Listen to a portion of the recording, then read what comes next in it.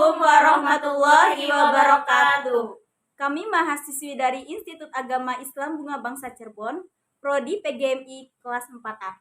Perkenalkan, nama saya Nurul Alfiah dan rekan saya Nur Alfi Syahrin, Fikni Ruliani, Herlina Putri. kami dari kelompok Keraton Kanoman ingin mempersembahkan hasil dari observasi kami. jangan lupa tonton kami. Keraton Kanoman merupakan salah satu bangunan peninggalan Kerajaan Cirebon yang masih berdiri hingga kini. Keraton ini dibangun oleh Pangeran Muhammad Badruddin Kertawijaya atau Sultan Anom I pada tahun 1678. Secara administratif, Keraton Kanoman terletak di Kelurahan Lemah Wungkuk, Kecamatan Lemah Wungkuk, Kota Cirebon. Lokasinya tersebut tidak jauh dari Keraton Kasepuhan dan Pasar Kanoman. Kompleks Keraton Kanoman berdiri di atas tanah seluas 6 hektar dan mempunyai banyak bangunan dengan fungsi yang berbeda. Di dalam keraton juga terdapat barang-barang bersejarah, seperti contohnya 2 kereta yang bernama Paksi Nagaliman dan Jempana. Sejarah Keraton Kanoman. Seperti halnya Keraton Kasepuhan, sejarah Keraton Kanoman juga tidak dapat dilepaskan dari runtuhnya Kerajaan Cirebon yang dimulai pada tahun 1666. Saat itu yang berkuasa adalah Panembahan Ratu II, yang juga dikenal sebagai menantu Sultan Amangkurat I dari Mataram. Suatu ketika, Sultan Amangkurat I meminta Panembahan Ratu II ke Surakarta dan menuduhnya telah bersekongkol dengan Banten untuk menjatuhkan kekuasaannya di Mataram. Panembahan Ratu II kemudian diasingkan dan wafat di Surakarta pada tahun 1667. Akibat peristiwa ini, kekosongan dalam Kerajaan Cirebon pun mulai diambil alih oleh Mataram. Fungsi Keraton Kanoman. Keraton Kanoman terbentuk seperti tata kota tradisional yang terdiri atas alun-alun, pasar, masjid agung, dan tempat tinggal sultan. Untuk memisahkan antara tempat tinggal sultan dengan masyarakat, dipisahkan oleh bangunan berupa banteng. Di dalam kompleks keraton terdapat banyak bangunan dengan fungsi yang berbeda. Sultan menempati bangunan bernama Gedung Padeleman Sultan yang terletak di sebelah timur Bangsal Kaputran dan Bangsal Kaputren. Bangsal Kaputran berfungsi sebagai tempat tinggal putra sultan, sementara Bangsal Kaputren dihuni oleh para sultan. Di dekat bangunan-bangunan tersebut terdapat kebun jimat yang berfungsi sebagai pengumpulan keraton.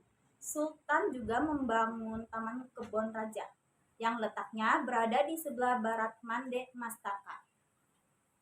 Mande Mastaka adalah ruang kecil yang di dalamnya terdapat kursi gading yang dikeluarkan hanya 1 tahun sekali. Ada pula bangunan bernama Balai Paseban yang berfungsi sebagai tempat tunggu untuk menghadap sultan. Nama-nama tempat di Keraton Kanoman. Yang pertama, alun-alun Keraton Kanoman. Area alun-alun Keraton Kanoman merupakan area terluar dari kompleks keraton. Wilayah ini terlihat dari jalan besar di utara dan tempat aktivitas jual beli masyarakat di sebelah timurnya. Kedua, Pancaratna. Pancaratna merupakan bangunan kayu tanpa dinding yang menghadap utara dan berbentuk persegi dengan ukuran 8 x 8 meter. Bangunan ini berfungsi sebagai tempat menghadap atau tempat para pembesar desa saat menemui demang atau wedana atau asisten bupati. Ketiga, ada Pancaniti. Pancaniti adalah bangunan-bangunan kayu tanpa dinding yang menghadap utara dan berbentuk persegi panjang dengan ukuran 8 x 10 meter. Bangunan ini berfungsi sebagai tempat perwira melatih dan mengawasi prajurit dalam latihan perang di alun-alun. Keempat, ada Cungkup Alun dan Cungkup Lengsung. Cungkup Alun dan Cungkup Lesung merupakan bangunan terbuka berukuran 0,71 x 1,5 meter yang terbuat dari kayu dengan atap genteng dan ditopang oleh 4 tiang. Kelima, ada Masjid Agung Kanoman. Masjid Agung Kanoman menghadap ke timur dan terletak di sebelah barat alun-alun serta dikelilingi tembok dengan pintu masuk yang terletak pada bagian timur dan selatan. Kompleks Siti Inggil. Bangunan lain yang ada di Keraton Kanoman adalah Kompleks Siti Inggil. Kompleks Siti Inggil juga dinamakan Lemah Duwur atau Tanah Tinggi karena keadaan tanahnya yang lebih tinggi dibandingkan dengan keadaan tanah pada bangunan lainnya. Kemudian ketujuh ada Mande Manguntur. Bangunan ini berukuran 6 kali 5 Ketujuh ada Mande Manguntur. Bangunan ini berukuran 6,5 kali 5 meter dan 6 kali 6. Ketujuh ada Mande Manguntur. Bangunan ini terbuka tanpa dinding dan dari tiang satu ke tiang lainnya saling berhubungan, berbentuk melengkung menyerupai gerbang serta beratap genting berbentuk kerucut. 8. Ada Bangsal Sengkate. Bangsal ini berukuran 6 kali 10 kali 5 meter, berlantai keramik dan merupakan bangunan terbuka tanpa dinding. Pada bangunan panggung hanya terdapat tiang-tiang yang menopang atap yang berbentuk limasan. Fungsi bangunan ini adalah untuk pementasan gamelan sekaten yang dilaksanakan setiap tanggal 8 sampai dengan 12 Maulud. Tradisi dan ritual menjelang puncak Maulid Nabi Muhammad SAW terus digelar. Salah satunya dengan mencuci alat musik tradisional Gong Sejati Keraton Kanoman Cirebon. Gong sejati tersebut akan ditabuh seminggu sebelum memasuki puncak Maulid Nabi yang biasa dikenal dengan upacara panjang jimat.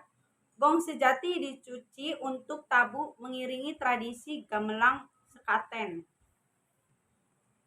Gong sejati dicuci untuk Gong sejati dicuci untuk ditabuh mengiringi tradisi gamelan sekaten. Setelah dicuci, malamnya ditabuh terus tiap hari sesuai dengan waktu yang sudah ditentukan sampai puncak acara panjang jimat di Keraton Kanoman.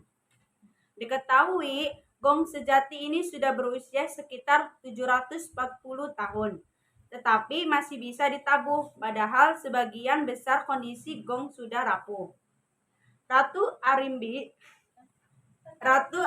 jangan berisik ya. Ratu Arimbi menjelaskan Keraton Kanoman memiliki perlakuan khusus dalam merawat gong sejati peninggalan Gunung Jati.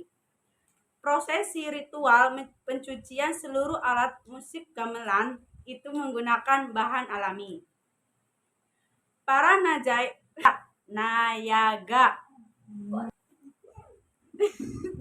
nayaga atau pemain Gong Sejati Kanoman Cirebon saling bergantian membawa alat musik tubuh mereka pun dicuci. Setelah dicuci, mereka pun menaburkan tanah merah atau bata merah yang sudah ditumbuk halus di atas alat musik tradisional itu. Tumbukan bata merah tersebut kemudian dioleskan ke seluruh badan alat musik menggunakan serabut kelapa. Ratu Arimbi menyebutkan selain menggunakan air doa, pencucian gong sejati menggunakan air kelapa hijau yang sudah difermentasi.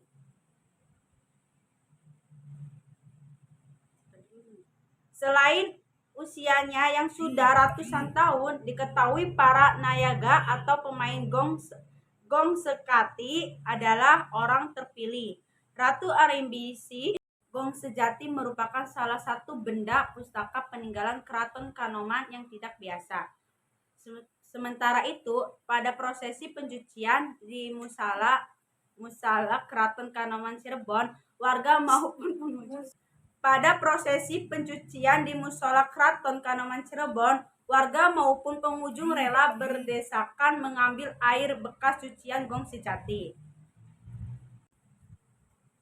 Pada masa Sunan Gunung Jati, gong sejati menjadi salah satu alat untuk mensiarkan Islam. Warga yang melihat dan menikmati alunan musik gong sekaten harus dengar dengan rasa sukacita. Konon, pada masa Gunung Jati, warga yang melihat dan menikmati musik gong sejati harus membaca 2 kali syahadat sebagai imbalannya. Baik, sekian presentasi dari kelompok kami. Kurang lebihnya mohon maaf. Semoga bermanfaat bagi kalian semua. Dan jangan lupa